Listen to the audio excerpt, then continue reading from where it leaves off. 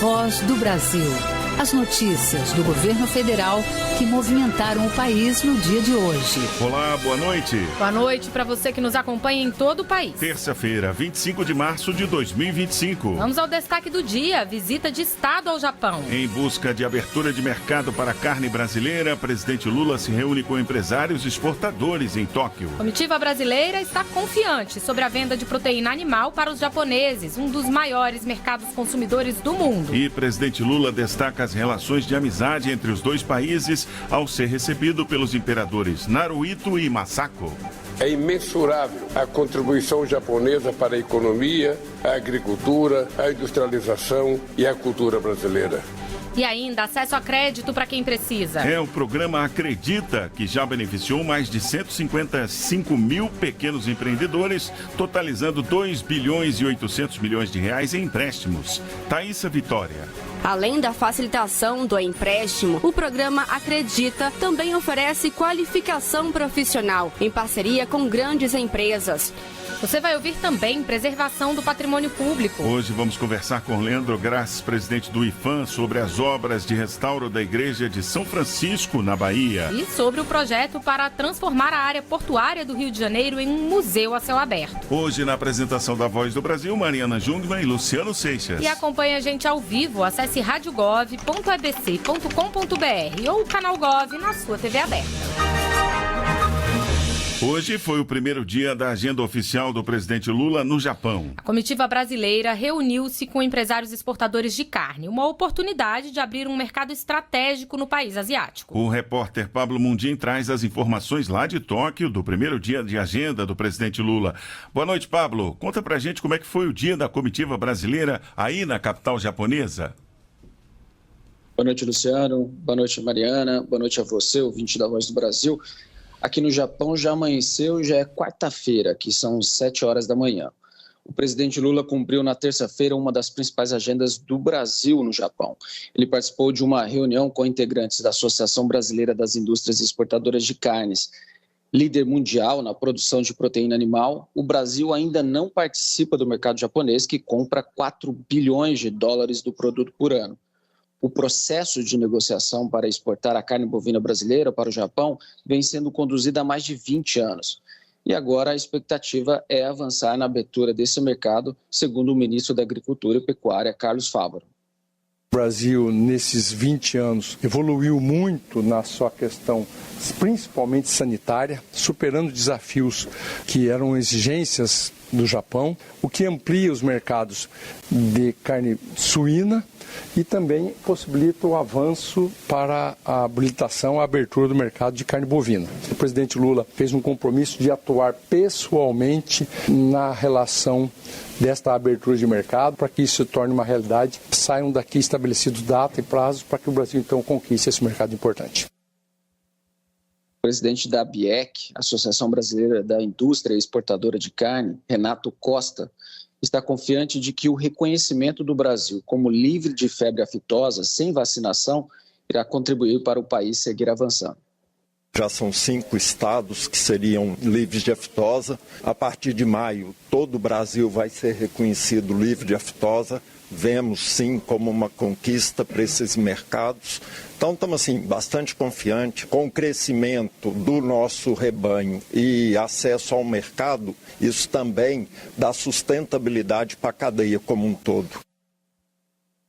Nos últimos 2 anos, o Brasil abriu mais de 340 novos mercados do setor agropecuário. A expansão da capacidade de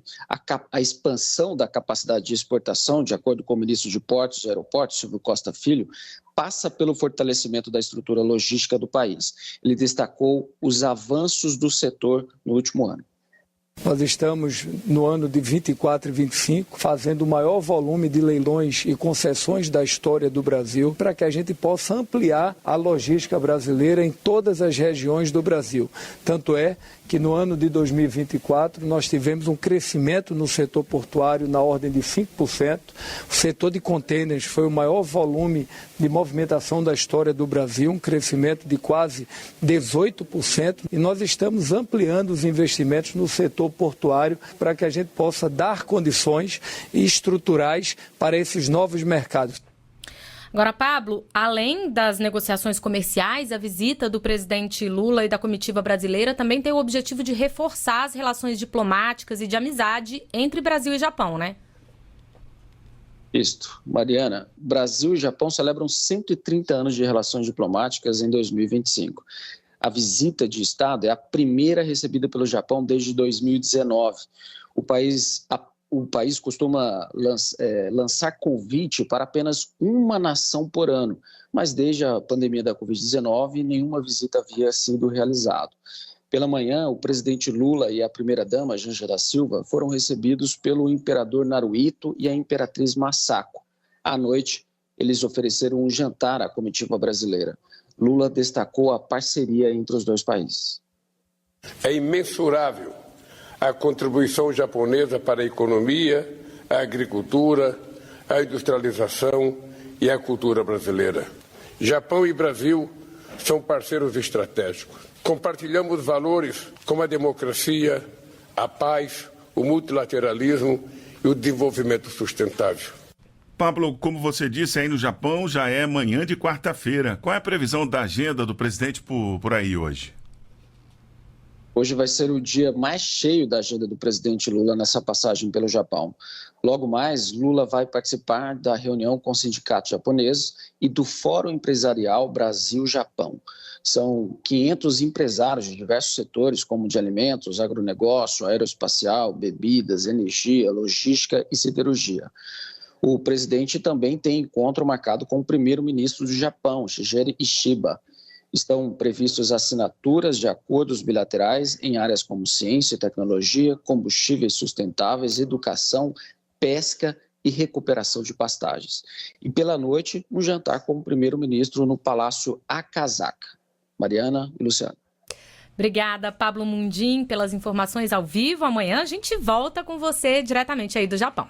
E no Japão foi firmado um acordo para a cooperação técnica e financeira com o Brasil em busca do desenvolvimento sustentável nos países. O documento foi assinado pela ministra do Meio Ambiente e Mudança do Clima, Marina Silva, e pelo ministro do Meio Ambiente japonês, Keiichiro Asao. No documento, Brasil e Japão reafirmam a necessidade de que o desenvolvimento sustentável ocorra nas dimensões social, econômica e ambiental. E reconhecem como requisito indispensável nesse processo a erradicação da pobreza em todas as suas formas. A cooperação trata, por exemplo, de ações para a redução de emissões de gases de efeito estufa e adaptação à mudança do clima. E o Ministério da Educação e a Sociedade Japonesa para a Promoção da Ciência retomaram parceria que apoia projetos conjuntos de pesquisa desenvolvidos pelos dois países. O acordo tem como objetivo fortalecer a cooperação entre instituições de ensino superior ou de pesquisa do Brasil e do Japão. E também estimular o intercâmbio científico entre grupos de pesquisa brasileiros e japoneses. A Pequena África, região localizada na zona portuária do Rio de Janeiro, vai ser transformada em um museu a céu aberto. Para isso, foi lançado um concurso que vai avaliar as propostas de arquitetos e urbanistas negros. O IPHAN, Instituto do Patrimônio Histórico e Artístico Nacional, faz parte da comissão julgadora. A ação faz parte de uma das atribuições do IPHAN, que é promover e preservar a promoção e a preservação e conservação de bens culturais brasileiros. Para falar sobre isso e outras atuações do Instituto, temos conosco aqui na Voz do Brasil o presidente do IPHAN, Leandro Graz. Boa noite, presidente, bem-vindo. Boa noite, Luciano. Boa noite, Mariana. Todos os brasileiros que nos escutam, é um prazer estar aqui com vocês. Presidente, na última sexta-feira, 21 de março, foi lançada a comissão julgadora do concurso BNDES Pequena África para transformar o local em um museu a céu aberto. Qual será o papel do IPHAN para a valorização do patrimônio cultural afro-brasileiro e a preservação da sua memória? Esse território da Pequena África é onde está também o Cais do Valongo, patrimônio mundial, que reúne uma memória incrível, importantíssima sobre a herança africana no Brasil.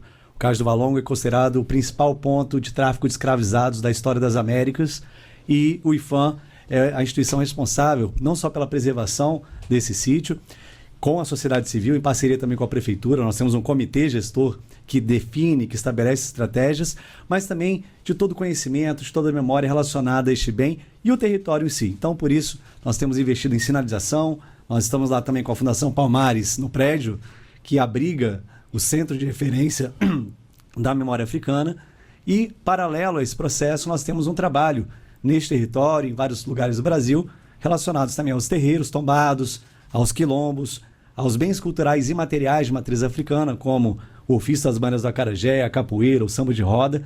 Então, tudo isso para que esse patrimônio afro-brasileiro não seja apagado da nossa história, como em muitos momentos tentaram fazê-lo ser apagado. E para isso a gente tem uma participação social intensa e parcerias como essa com o BNDES, que é tão importante para o desenvolvimento local, para a geração de emprego e renda, fazendo do patrimônio essa grande ferramenta de cidadania. Aliás, presidente, esse sítio, né, da Pequena África é um exemplo da importância do patrimônio cultural como um instrumento para a geração de renda, de cidadania e também de afirmação de direitos, né? Sem dúvida alguma. Aquela ideia de que o patrimônio cultural, Mariana, é um problema para o desenvolvimento já ficou para trás. Nessa gestão, neste governo do presidente Lula, nós temos colocado o patrimônio como uma grande ferramenta de cidadania.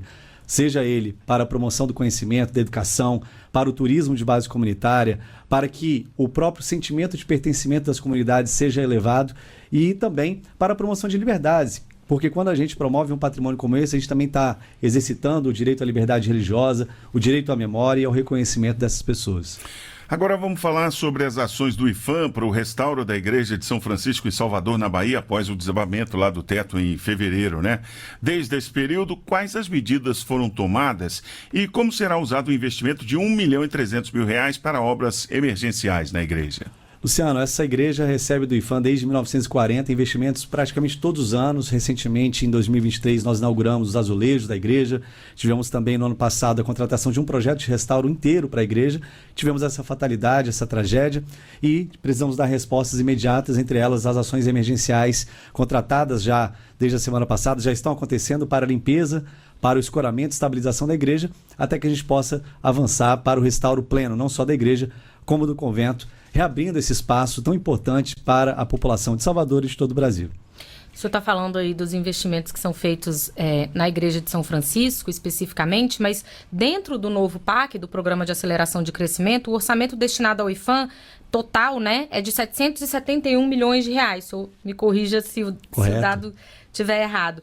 E aí esse orçamento ele é distribuído em obras, contratação de projetos. Eu queria que o senhor falasse um pouco da abrangência da aplicação desse orçamento. Essa é uma iniciativa muito importante dentro do novo PAC, porque a recuperação desses espaços, entre eles museus, teatros, igrejas, praças públicas, equipamentos culturais, permitem que esses territórios, que as comunidades que ali vivem, os cidadãos e cidadãs, não só possam acessá-los novamente, mas também desenvolver ali ações importantes. Então são 144 obras contratadas no novo PAC, IPHAN em parceria com prefeituras e estados, bem como também 105 novos projetos. Primeiro, a gente contrata o projeto, depois faz a obra. Essas 144 já tinham seus projetos.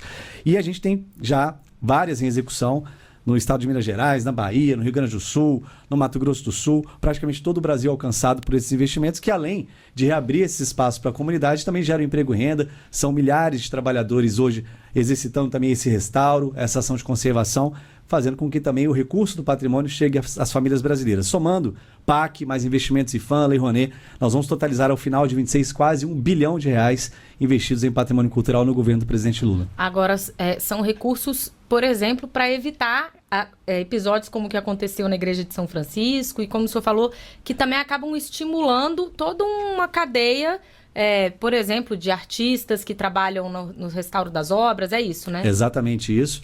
O restauro ele é uma ação já que vai ao encontro de um estado crítico daquele bem. O ideal é a gente fazer uma boa manutenção, uma boa conservação, como chamamos. E os proprietários são os primeiros responsáveis. É importante também, Mariana, nessa oportunidade, a gente dizer que os bens reconhecidos como patrimônio não são de propriedade estatal. Alguns são de prefeituras, governos estaduais e até da União. Mas todo bem, seja ele um casarão, um teatro, um museu, uma igreja, tem o seu proprietário e este é o primeiro responsável por manter bem, em parceria com a comunidade. Portanto, o IPHAN apoia, analisa projetos, orienta para que esses bens permaneçam em bom estado. Quando chegam a um estado mais crítico, entra a obra de restauro, principalmente para aqueles proprietários que não têm condições de, por conta própria, exercer esses investimentos e assim restaurar esses bens. Ainda nesse assunto, quais são os impactos do novo PAC do IPHAN nas cidades, presidente? Veja, Luciano, é muito interessante quando a gente chega, por exemplo, em uma cidade como Diamantina, onde está sendo restaurado o Diamantina Tênis Clube, que é o clube social da comunidade, e você vê não só pessoas mais velhas, idosas, mas jovens também falando, olha, que alegria a gente poder, de novo, poder acessar o nosso clube da cidade. Quando nós chegamos, por exemplo, lá em Congonhas, também em Minas, e tem um teatro novo, que é o Teatro Dom Silvério. Quando a gente vai agora começar lá em Santo Amaro, na Bahia, no Bembé do Mercado, as obras de requalificação urbana. É o sentimento de autoestima da população que é elevado, que aumenta com as obras, com os investimentos. E, ao mesmo tempo, permitindo um novo desenvolvimento dessas regiões, fazendo com que o patrimônio ele atraia turistas, para que ali você tenha, paralela à obra de restauro, um novo empreendimento que abre ao lado, um restaurante, uma pousada, estimulando a presença dessas pessoas. O Brasil hoje conta aí com quase 1.200 bens culturais reconhecidos como patrimônio cultural. Temos também os bens imateriais, como estes que eu citei, o frevo, carimbó, maracatu, o choro, o ofício das bandas da acarajé e os sítios arqueológicos, como lá na Serra da Capivara, que também é patrimônio mundial e que recebe aí ao longo do ano milhares e milhares de turistas. Então, o patrimônio é desenvolvimento, é cidadania e é oportunidade para as pessoas. Muito bem, nós conversamos com o presidente do IPHAN, o Instituto do Patrimônio Histórico e Artístico Nacional, Leandro Graz. Muito obrigada pela sua entrevista à Voz do Brasil, presidente. Eu que agradeço. Até a próxima.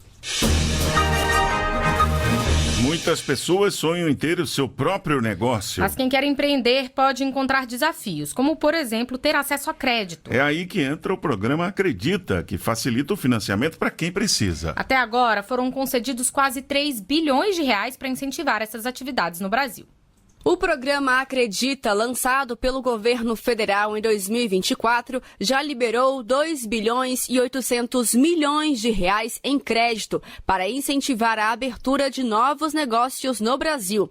Cerca de 155 mil empreendedores conseguiram um acesso mais fácil a financiamentos, incluindo pessoas que tinham dificuldade de pegar empréstimos, como os inscritos no CAD Único, o cadastro que dá acesso aos programas sociais do governo federal. Só para essa modalidade voltada para os beneficiários do CAD Único, chamada Acredita no Primeiro Passo, foram atendidos 87 mil beneficiários, que adquiriram cerca de 730 milhões de reais em investimentos, para ter a oportunidade de abrir um negócio próprio.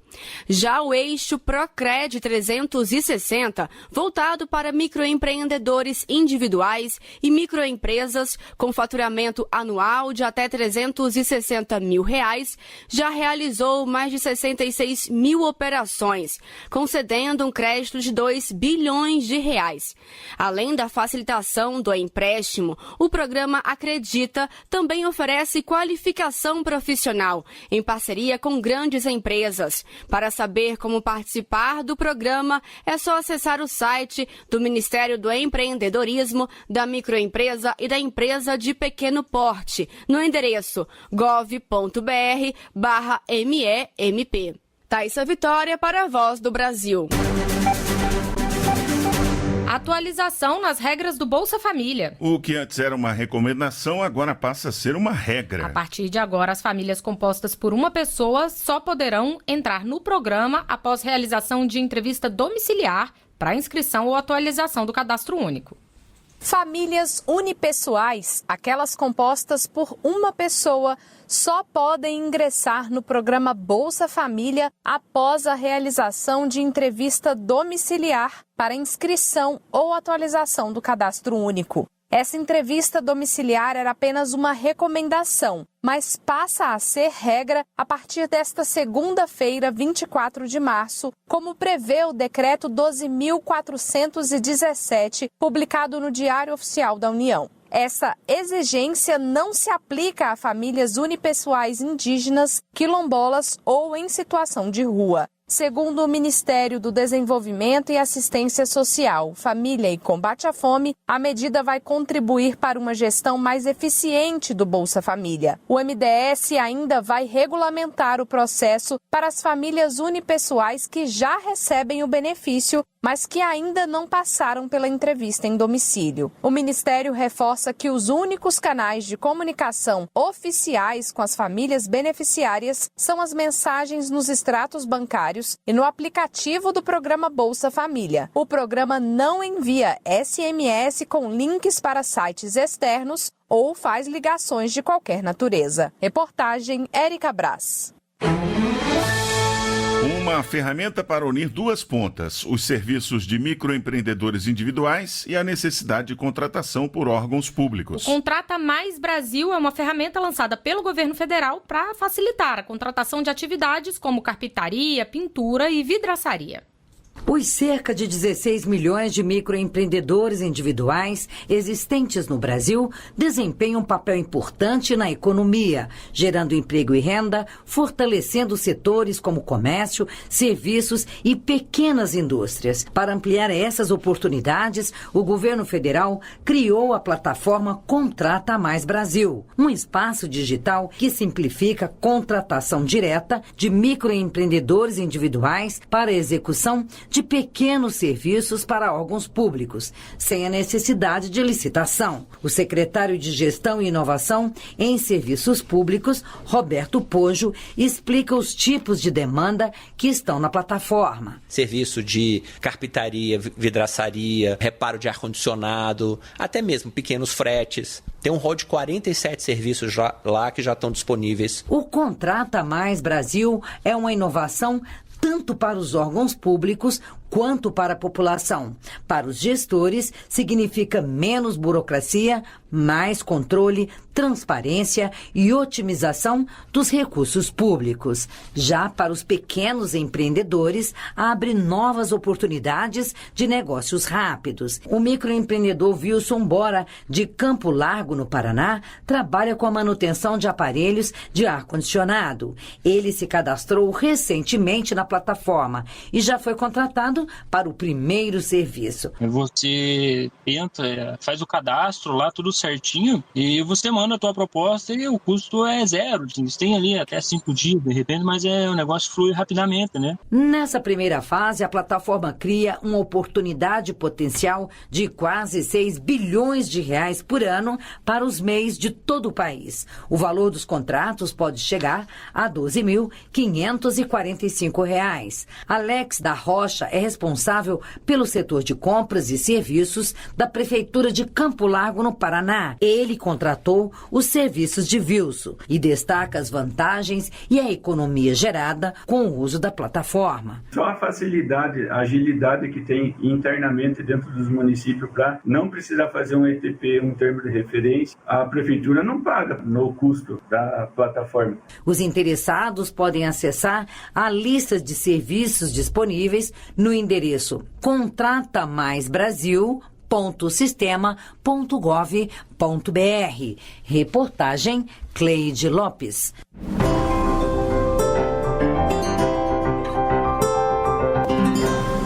Com o orçamento aprovado pelo Congresso na última semana, a ministra do Planejamento e Orçamento, Simone Tebet, destacou hoje a prioridade em áreas como saúde, educação e programas sociais. Durante o programa Bom Dia Ministra, produzido pela empresa Brasil de Comunicação, ela afirmou que não faltará recurso para programas como Bolsa Família e o Pé de Meia. Não vai faltar nenhum centavo para o Bolsa Família. O Pé de Meia, nós é que resolvemos não colocar todo ele no orçamento agora, porque nós temos uma decisão do Tribunal de Contas, então nós vamos colocar a primeira parte no meio do ano, a gente coloca o restante no orçamento, né? Não vai ser uma professora, como sou, dentro do Ministério, que vai deixar faltar dinheiro para o nosso programa mais importante hoje da educação no Brasil. O projeto Rota de Integração Sul-Americana também foi tema de entrevista com a ministra Simone Tebet. Segundo ela, a ideia é criar novas alternativas de rota para deixar o mercado ainda mais competitivo, garantindo o acesso do Brasil a portos do Pacífico. A Rota de Integração Sul-Americana, ela está com obras no PAC, são mais de 170, mas as essenciais são um pouco mais de 30. Nós vamos conseguir inaugurar uma perna de cada rota, de cada uma das 5 rotas até o final de 2026, integrando o Brasil com a América do Sul. Isso vai dar acesso do Brasil a todos os portos do Pacífico. E por que isso? Porque a menor distância do Brasil para a gente vender produtos para a Ásia, que é o maior consumidor do Brasil, China, Vietnã, Singapura, etc., não é pelo Atlântico. Não é pelo Porto Santos, que vai continuar operando, é pelo Pacífico. Um único exemplo, ela diminui em 10 mil quilômetros marítimo. Estamos falando de diminuir em 3 semanas a distância dos nossos produtos até o mercado asiático. E essas foram as notícias do governo federal. E agora com as notícias do Poder Judiciário e do Congresso Nacional. Boa noite. Boa noite para você e até amanhã. A Voz do Brasil. Governo Federal.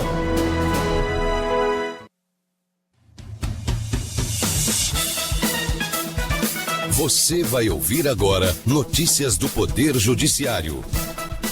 Primeira turma do STF inicia análise de denúncia sobre tentativa de golpe de Estado. Em Rondônia, 2 pessoas são multadas por divulgação irregular de pesquisas eleitorais. Lei distrital que proibia a divulgação de cenas de violência contra a mulher é inconstitucional. Boa noite, eu sou Ariana Fonseca. Eu sou Carlos Eduardo Cunha. Primeira turma do Supremo Tribunal Federal inicia análise da denúncia da PGR contra Jair Bolsonaro e mais 7 acusados de tentativa de golpe de Estado. Esse é o primeiro grupo de um total de 34 denunciados.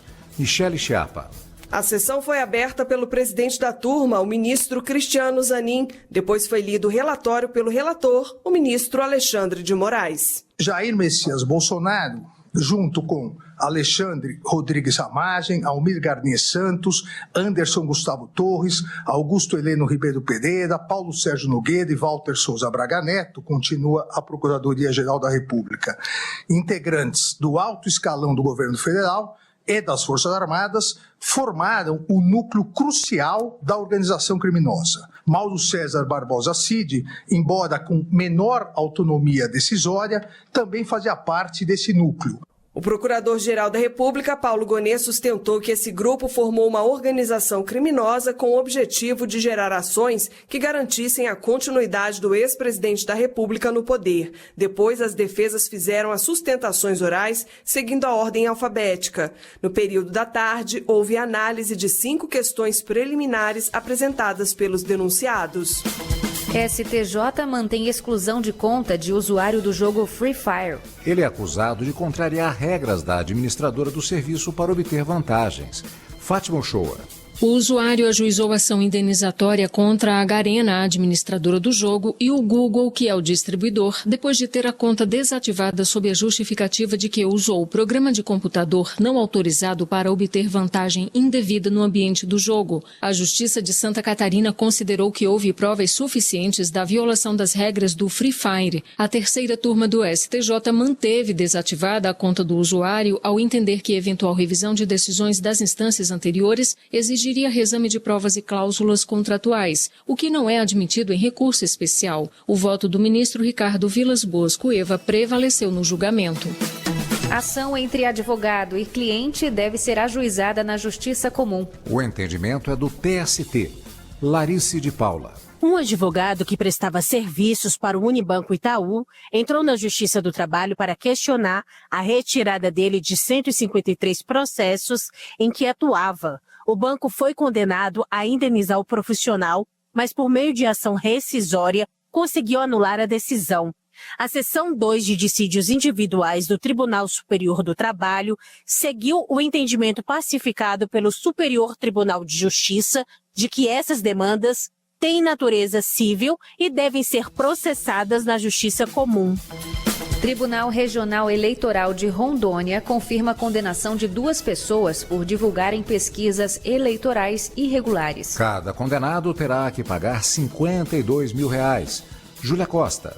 A decisão seguiu o entendimento do Ministério Público Federal. Um dos condenados compartilhou na rede social uma pesquisa eleitoral que, apesar de registrada inicialmente, não atendia a todas as exigências legais. O outro publicou conteúdo que apresentava os percentuais de intenção de voto em formato gráfico, acompanhados de fotos dos candidatos, o que levava o eleitor a crer que se tratava de uma pesquisa oficial, apesar da ausência de registro. O Tribunal de Justiça do Distrito Federal e dos Territórios invalidou uma lei distrital que proibia a divulgação de cenas de violência contra a mulher. Para a OAB do DF, a norma fere o direito à liberdade de informação, além de invadir a competência da União para regular temas como telecomunicações. O tribunal destacou que a norma, de fato, invadiu competência da União. O TJDFT também afirmou que a proibição irrestrita da liberdade de expressão configura censura prévia, vedada pela Constituição. Você acompanha outras notícias do Poder Judiciário em 104,7 FM para o Distrito Federal e em torno. Ou pelo canal 1.3 da TV aberta em Brasília. Ouça também pelo TuneIn de qualquer lugar do mundo. E baixe agora o TV Justiça Mais, disponível na loja de aplicativos do seu celular. Uma boa noite. E até amanhã. Notícias do Poder Judiciário, uma produção da Rádio Justiça, Supremo Tribunal Federal.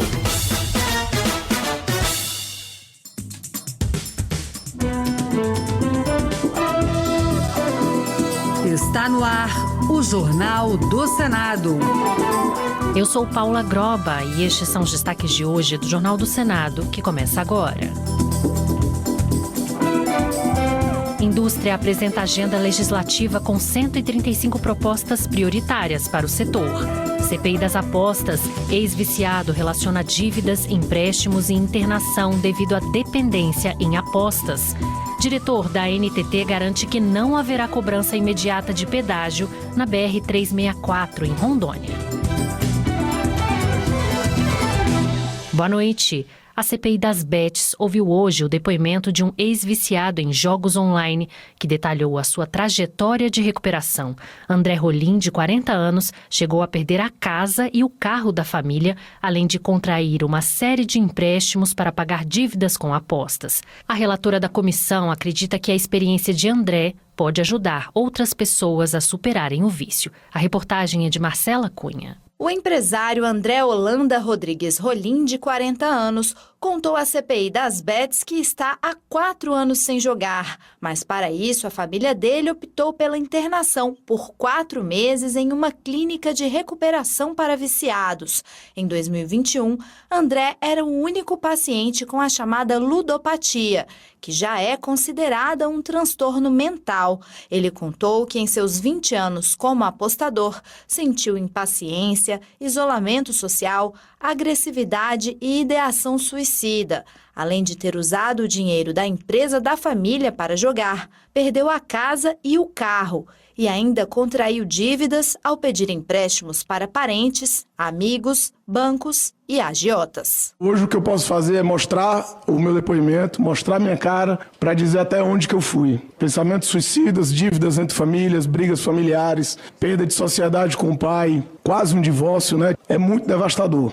A preocupação que eu tenho hoje, com os jovens principalmente, entrando nesse mundo, tendo essa ilusão de que é uma renda extra, de que é um investimento, de que é algo do tipo, isso muito me assusta. André relatou ainda que as próprias plataformas online oferecem passagens aéreas para destinos famosos para quem aposta grandes quantias, como Las Vegas e Punta del Este. Ele disse não ter dúvidas de que os algoritmos acompanham a rotina de cada usuário com a oferta de bônus para continuar jogando e não se descadastrar. A relatora da CPI, senadora Soraya Tronic, do Podemos de Mato Grosso do Sul, disse que o depoimento foi emocionante e vai ajudar na formulação de políticas públicas para evitar que mais pessoas se afundem no vício dos jogos online. Esse vício agora está 24 horas disponível. Estamos aqui fazendo uma meia-culpa e precisamos legislar para diminuir ao máximo os riscos e os danos dessa atividade. Durante o depoimento, o empresário lamentou a participação de jogadores de futebol e influencers nas publicidades das bets. Para ele, a melhor forma de coibir o vício é acabar com as propagandas, assim como foi feito com o cigarro. O senador Humberto Costa, do PT de Pernambuco, afirmou que o Brasil acompanha atentamente o julgamento no Supremo Tribunal Federal da denúncia contra o ex-presidente Jair Bolsonaro e outras 7 pessoas por tentativa de golpe de Estado. Ele destacou a clara caracterização de Bolsonaro como líder de uma organização que tentou derrubar a democracia. Costa também observou que os acusados tentam se eximir da responsabilidade, transferindo o ônus para Bolsonaro, que, segundo o senador, pretendia manter-se no cargo, embora tenha sido democraticamente removido pelo voto popular. É o fim da linha para Bolsonaro, acusado que está, por cada um dos que o assessorou, na criminosa aventura de desqualificar o processo eleitoral, matar o presidente eleito e se perpetuar no poder. Já o senador Eduardo Girão, do Novo do Ceará, defendeu a possibilidade de anistia para os presos pelos atos de 8 de janeiro. Segundo ele, assim como foi concedida anistia a guerrilheiros que lutaram contra a ditadura militar, o mesmo poderia ocorrer com os envolvidos nos ataques às sedes dos 3 poderes. Girão ainda questionou a legitimidade do julgamento conduzido hoje pela primeira turma do Supremo Tribunal Federal. Aliás, esse julgamento, diferente do mensalão, da Lava Jato, que demorou 7 anos, esse julgamento está querendo ser resolvido em poucos meses, pouquíssimos meses, me parece que a democracia está relativa mesmo no Brasil. A Comissão de Infraestrutura debateu a concessão da BR-364 no estado de Rondônia. Produtores alertam para o aumento do valor do frete com a privatização de parte da rodovia. A reportagem é de César Mendes. A concessão da BR-364 no trecho que liga Porto Velho a Vilhena, no estado de Rondônia, foi anunciada em fevereiro por meio de uma licitação na Bolsa de Valores de São Paulo. A empresa vencedora vai administrar, ao longo de 30 anos, 7 praças de pedágio e vai manter 700 quilômetros de rodovia, com a contrapartida de duplicar 92 quilômetros da estrada. Segundo estudos citados pelo senador Marcos Rogério, do PL de Rondônia, autor do pedido do debate, o custo para um automóvel percorrer o trecho todo será de R$ 130 a R$ 165. Para os caminhões, a cobrança será feita por eixo. No caso de uma carreta com 8 eixos, o custo da viagem de ida e volta chega a R$ 2.000. Situação que, segundo Marcos Rogério, é considerada alarmante por representantes do setor produtivo que questionam a concessão. O encarecimento do frete por conta dos pedágios e da precariedade da via pode reduzir a competitividade dos nossos produtos. Há risco de retração econômica, perda de investimentos e desestímulo à produção regional. A representante da AproSoja, a Associação Brasileira dos Produtores de Soja, Antoniele Rotoli, explicou que a BR-364 conecta os portos do Rio Madeira aos campos de soja, milho, café, leite, piscicultura e pecuária de Rondônia. Ela defendeu uma revisão da concessão ao afirmar que, da forma em que foi feita, os produtores serão prejudicados. A cobrança de pedágio está autorizada para começar logo após a entrega dos serviços básicos. Não estamos falando aqui de duplicações, nem de acessos modernos. Estamos falando de roçadas, tapa-buracos, ambulância e guincho. O básico, nada além do que o DENIT já deveria estar entregando com recursos públicos. O diretor-geral da ANTT, Guilherme Rodrigues Sampaio, reconheceu o papel estratégico da rodovia como corredor logístico e de escoamento da produção agropecuária de Rondônia e garantiu que não haverá cobrança imediata de pedágio. A obrigação pela parte da concessionária de realizar melhorias significativas de pavimento e sinalização vertical e horizontal, implementar iluminação, conectividade e outras externalidades para daí, após um ano pelo menos, iniciar-se a cobrança de pedágio. Projetos prioritários para o setor industrial foram apresentados hoje em uma sessão solene no Congresso, durante o lançamento da Agenda Legislativa da Indústria 2025. No ano passado, o setor representou 24,7% do Produto Interno Bruto brasileiro e foi responsável por 21% dos empregos formais no país. Mais detalhes com Marina Dantas. Entre os temas destacados no documento está tributação, sustentabilidade e relações do trabalho.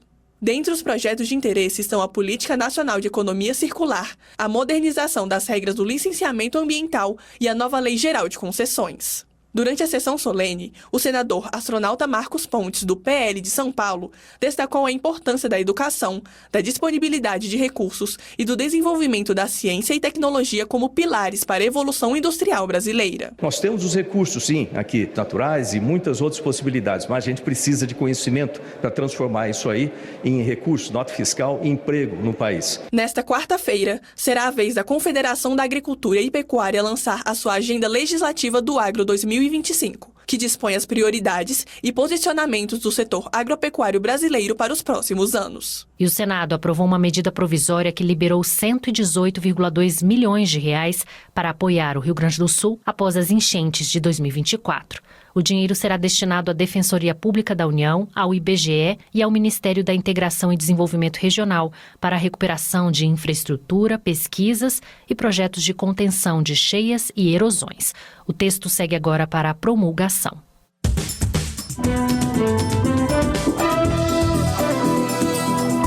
Com trabalhos técnicos de Eliseu Caires, o Jornal do Senado fica por aqui. Acompanhe agora as notícias da Câmara dos Deputados. Boa noite e até amanhã.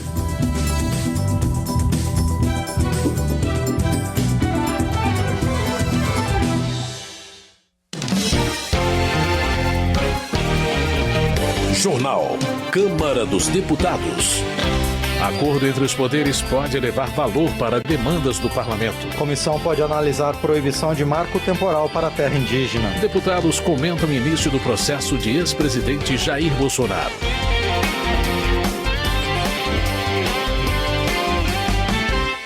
Boa noite. Delegado Paulo Bilinski, do PL de São Paulo, critica o julgamento de Jair Bolsonaro no Supremo Tribunal Federal, iniciado nesta terça-feira. Para o deputado, a presença do ex-presidente no plenário da Corte, frente a frente com o ministro Alexandre de Moraes, é uma prova de coragem. Delegado Paulo Bilinski desaprova a atuação do Judiciário e a condução do processo pela Procuradoria-Geral da República. Na visão do legislador, a denúncia contra Bolsonaro é mais uma tentativa de criminalizar a oposição e silenciar quem pensa diferente do governo federal. Ayrton Faleiro, do PT do Pará, também comenta o julgamento de Bolsonaro no STF e acredita na abertura de processo contra o ex-presidente. O congressista avalia que existem elementos suficientes para comprovar ataques ao Estado Democrático de Direito. Ayrton Faleiro afirma que, se os planos denunciados tivessem se concretizado, o Congresso e demais instituições poderiam ter sido fechados. Na concepção do parlamentar, a responsabilização dos envolvidos é essencial para a preservação da democracia no país. Carlos Jordi, do PL do Rio de Janeiro, critica o julgamento de Jair Bolsonaro no Supremo Tribunal Federal. O deputado classifica o processo como fraudulento e politicamente motivado, questionando a imparcialidade dos ministros da Suprema Corte. O deputado acredita que Bolsonaro está sendo julgado para que não possa participar da disputa eleitoral de 2026.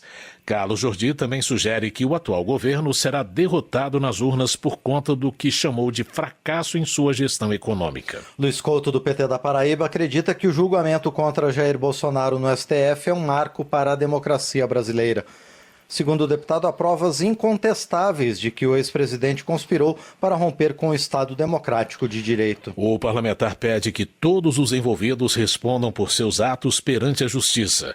Luiz Couto rejeita os argumentos de perseguição política e defende que o STF cumpra seu papel, garantindo que o Brasil não seja refém de projetos autoritários que fragilizam as instituições. Segundo Paulão, do PT de Alagoas, a Polícia Federal reuniu provas contundentes do planejamento de atos violentos para impedir a posse presidencial e deslegitimar as eleições. Por isso, ele acredita no julgamento do STF para responsabilizar Jair Bolsonaro e seus aliados. Paulão acrescenta que a trama golpista envolveu a disseminação de falsas acusações sobre fraudes nas urnas eletrônicas, acampamentos financiados e atos de vandalismo no dia 8 de janeiro. Para ele, a sociedade não aceita anistia para golpistas e espera que a justiça cumpra seu papel. Tadeu Venere, do PT do Paraná, defende a rigidez das penas de todos os envolvidos no 8 de janeiro, ao comentar a sessão do STF que pode tornar réu o ex-presidente Jair Bolsonaro. O deputado alega que o período de reclusão deve servir como lição para reprimir novas tentativas de golpe. Tadeu Venere rebate os argumentos sobre condenações exageradas, afirmando que, com a progressão de regime, os réus serão libertos antes do tempo total da pena. Para ele, no entanto, Bolsonaro e os articuladores da tentativa de golpe devem permanecer presos por um longo período. General Girão, do PL do Rio Grande do Norte, questiona a tentativa de golpe em 2023 e afirma que os acusados pelo 8 de janeiro não têm tido pleno direito de defesa. Ele cobra posicionamento da OAB sobre o caso. General Girão também critica a adoção de julgamentos virtuais, ou seja, sem a presença física das partes envolvidas em casos relacionados aos atos de 8 de janeiro de 2023. Ele manifesta preocupação com o que considera violações às garantias de defesa e ao devido processo legal. Zeca Dirceu, do PT do Paraná, afirma que não haverá anistia para os responsáveis pelas invasões aos prédios da Praça dos Três Poderes em janeiro de 2023. Para ele, o julgamento dos envolvidos na tentativa de golpe comprova o respeito ao devido processo legal. Zeca Dirceu também afirma que a denúncia da Procuradoria-Geral da República contra Jair Bolsonaro foi apresentada com base em provas, fatos e testemunhas. Ele diz estar convicto de que o ex-presidente será condenado e preso por liderar ações que tinham como objetivo desestabilizar a democracia. Coronel Assis, do União de Mato Grosso, acusa o judiciário de ser incoerente na aplicação das penas. De acordo com o deputado, é inaceitável que uma manicure seja condenada a 14 anos de prisão por pichar uma estátua, enquanto criminosos perigosos ganham a liberdade. Coronel Assis entende que essa disparidade gera indignação e insegurança na população. O deputado espera que o Brasil, ao passo que atualize a aplicação da justiça, também valorize as forças de segurança. Otônio de Paula, do MDB do Rio de Janeiro, faz duras críticas ao ex-presidente Jair Bolsonaro por responsabilizar a deputada Carla Zambelli, do PL de São Paulo, pela derrota nas eleições de 2022 e por abandoná-la no momento em que ela enfrenta dificuldades. Para Otônio de Paula, o ex-presidente age de forma covarde ao não assumir as próprias falhas e transferir a culpa da derrota a seus aliados. O congressista sugere a Carla Zambelli que pare de se humilhar defendendo quem a abandonou e siga sua vida sem subserviência a Bolsonaro. Relações Exteriores. Luiz Lima, do PL do Rio de Janeiro, relata que apresentou requerimento de informação à Casa Civil para esclarecer os custos da comitiva presidencial em recente viagem oficial ao exterior. O deputado questiona a presença de mais de 100 pessoas no grupo e as funções de cada integrante. Luiz Lima também cita o uso de produtos importados pelo presidente da República durante a viagem como exemplo de falta de estímulo à indústria nacional. Para ele, é importante que representantes do governo deem preferência a itens produzidos no Brasil. Para Ana Paula Lima, do PT de Santa Catarina, a visita oficial do presidente Lula ao Japão é um marco nas relações diplomáticas entre os dois países. Ela explica que o Japão concede uma visita de Estado por ano e a escolha do Brasil para 2025 demonstra o prestígio internacional do país. Ana Paula Lima assinala que em 2024 o fluxo comercial entre Brasil e Japão foi de 11 bilhões de dólares, com um superávit para o mercado nacional. A parlamentar considera que o atual governo fortalece a posição brasileira no cenário global. Direitos Humanos. O projeto em discussão nas comissões da Câmara proíbe a fixação de marco temporal para considerar a demarcação de terras indígenas. A reportagem é de Paula Moraes. Uma proposta em análise pela Comissão de Constituição e Justiça da Câmara proíbe expressamente qualquer medida administrativa, legislativa ou judicial que fixe marco temporal para demarcar terras indígenas. O texto também cria o marco temporal do genocídio indígena, que começa com a colonização do Brasil em 1500. Pela tese do marco temporal, os povos indígenas só podem reivindicar terras que ocupavam ou disputavam na data da promulgação da atual Constituição, ou seja, 5 de outubro de 1988. Em setembro de 2023, o Supremo Tribunal Federal decidiu que essa tese é inconstitucional.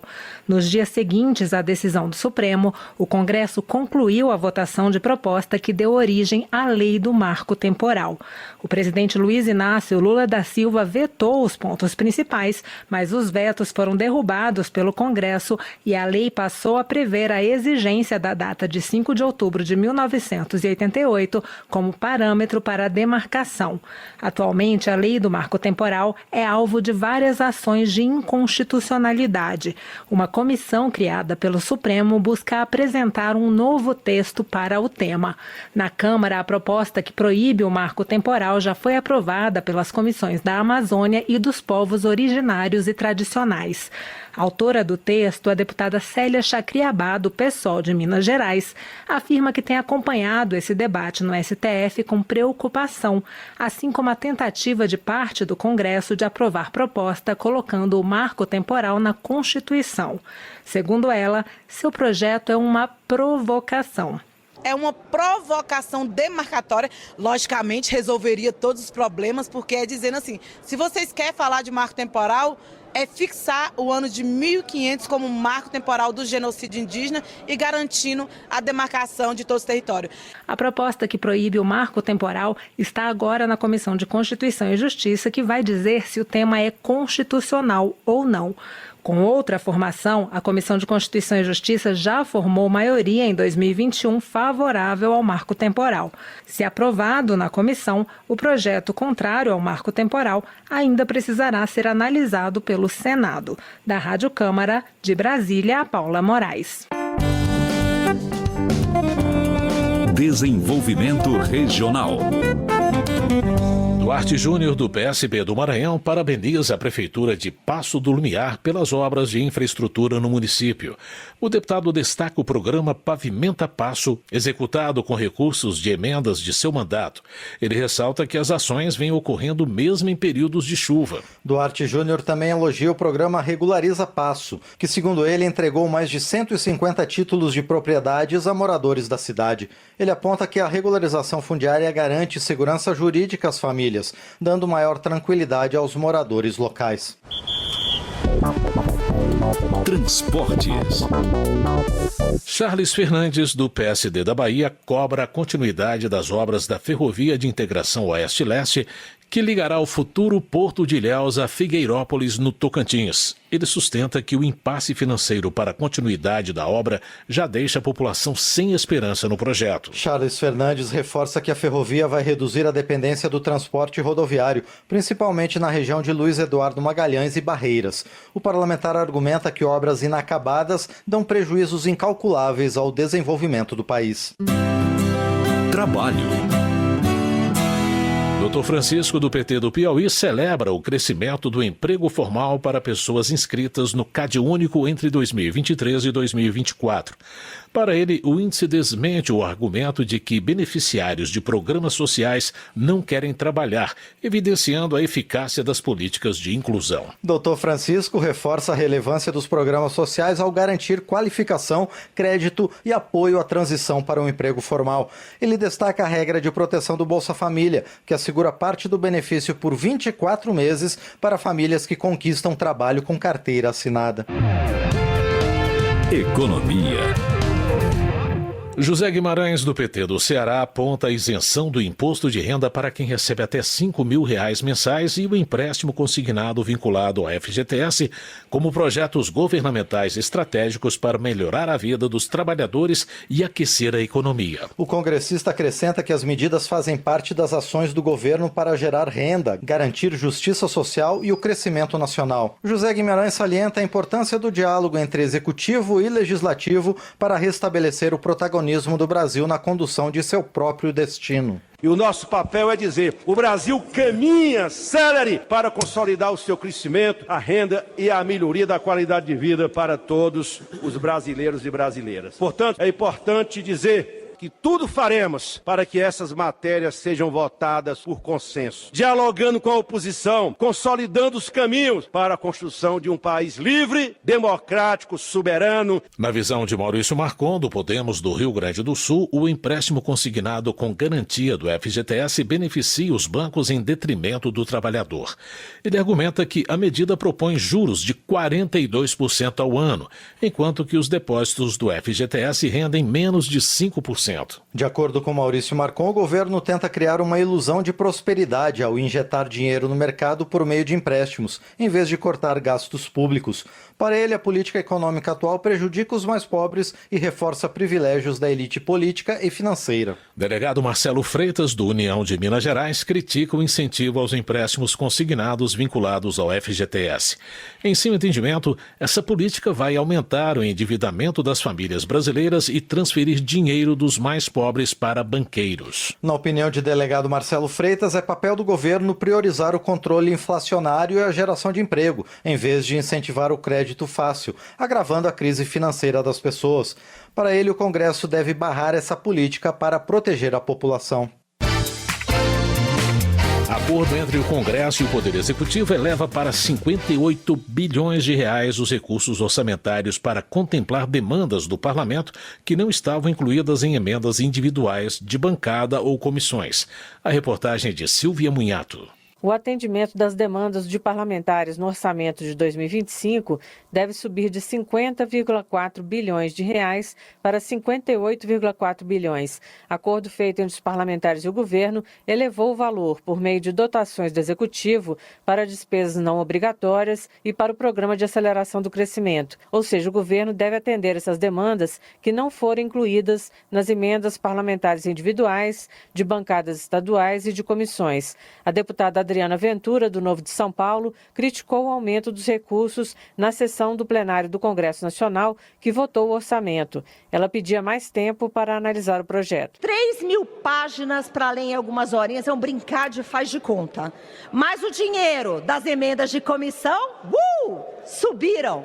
20 bilhões, são os 11,5 bilhões que tinha e mais 8,5 bilhões do RP2 e do dinheiro do PAC. A destinação das dotações do Executivo para as demandas de parlamentares deve atender propostas de comissões e de bancadas estaduais, de acordo com a redação final do orçamento. Durante a sessão, o deputado Sóstenes Cavalcante, do PL do Rio de Janeiro, líder do seu partido, criticou o atraso na liberação de emendas individuais do ano passado. O dia em que nós temos um governo que não cumpre emendas impositivas do ano anterior, e a gente é convocado para dar outro cheque em branco. Tanto as emendas individuais quanto as de bancadas estaduais são impositivas. O deputado Carlos Zaratini, do PT de São Paulo, disse que o atraso não foi causado pelo governo. Muitas das coisas das emendas de comissão que não foram pagas foram por uma decisão judicial do Supremo Tribunal Federal que determinou a suspensão do pagamento. Portanto, vamos reconhecer que o governo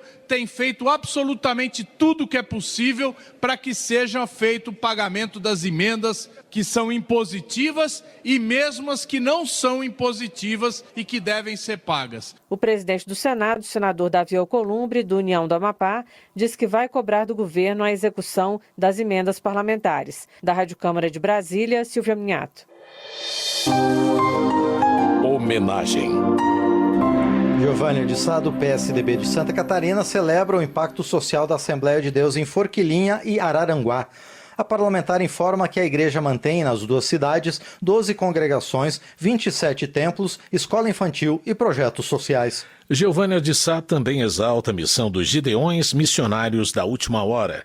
A deputada explica que o movimento, que já atua em 30 países, começou com reuniões de oração em Camboriú e se tornou uma grande obra missionária que sustenta mais de 1.000 famílias.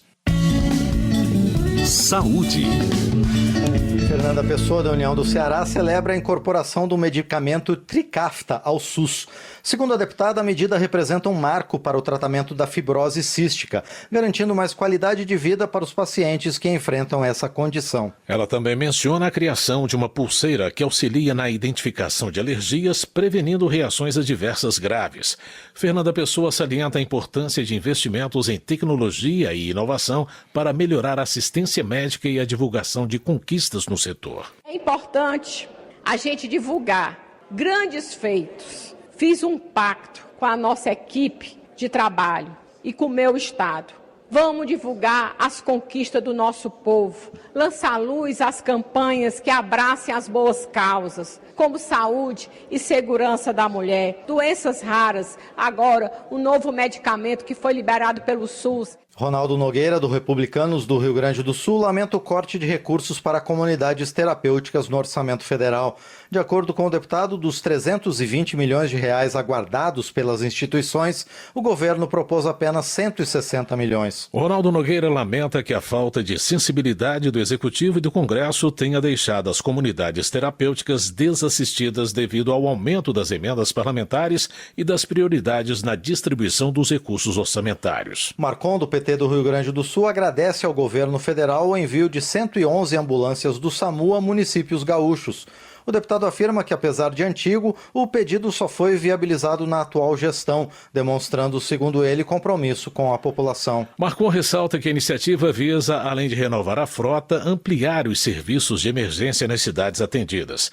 Municípios como Bagé, Capão da Canoa e Gravataí receberam 2 ambulâncias cada e Bento Gonçalves foi contemplado com 3 unidades de suporte avançado.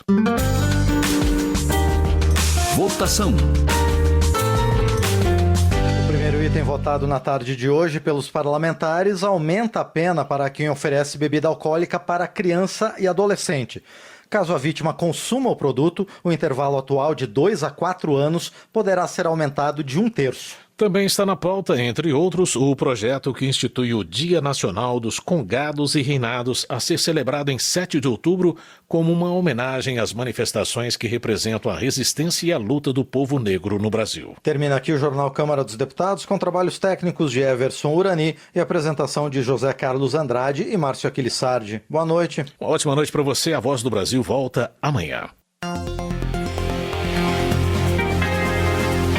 Você ouviu A Voz do Brasil. Boa noite.